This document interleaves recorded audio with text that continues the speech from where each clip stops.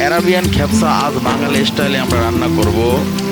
প্রথমে আমরা একটি কড়াইতে অল্প কিছু তেল দিয়ে মুরগিগুলো একটু হালকা ভেজে নেব। তারপরে ওখানে 1 কেজি চাউলের জন্য আমরা 2 কেজি পরিমাণ গরম পানি মুরগিতে দিয়ে দেব। তারপরে এখানে শিমলা মরিচ, কিছু লাল মরিচ আর একটি রসুন আমি দিয়েছি, সাথে দিয়েছি 2টি শুকনো লেমন, তেজপাতা, দারচিনি, 5 রকমের মশলা আমি এখানে দিয়ে দিয়েছি। তারপর দিয়েছি হাফ বাটি পেঁয়াজ কুচি দিয়ে আমি এটাকে 15 মিনিট বয়েল করব। তারপরে এই বয়েল করার পরে চিকেনগুলো আলাদা করে পানিটা আমি পুরা ছেঁকে নিব। এখান থেকে শুধু শিমলা মরিচ আর লেমনটা শুধু আর আমরা আলাদাভাবে রাইসের সাথে দেওয়ার জন্য নিয়ে নেব।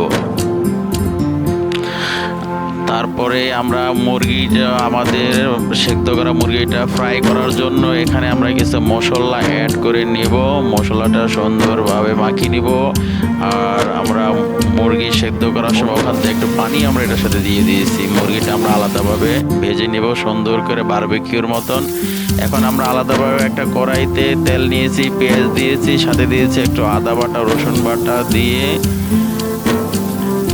আমরা একটু পেঁয়াজটাকে কষিয়ে নিয়ে এখানে আমরা দিয়ে দেব পরিমাণ মতো লবণ। তারপরে এখানে দিয়ে দেব গাজর কুচি, দিব আমরা আদা বাটির মতন, সাথে দিব আদা বাটি টমেটো কুচি। তারপর দিয়ে এখানে মশলা দিব, 4 রকমের মশলা দিয়ে আমরা রাইসটাকে দিয়ে কষিয়ে নেব।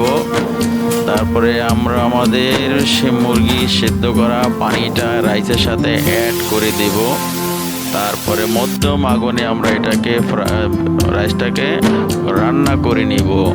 এখন আমরা উপর দিয়ে আমাদের মুরগিগুলো দিয়ে দিব। তারপরে আমরা কিছু বাদাম আমরা এখানে ভেজে দিব, সেটা দিব হইলো আমরা ঘি দিয়ে ভেজে। আমাদের খ্যাপসা রেডি।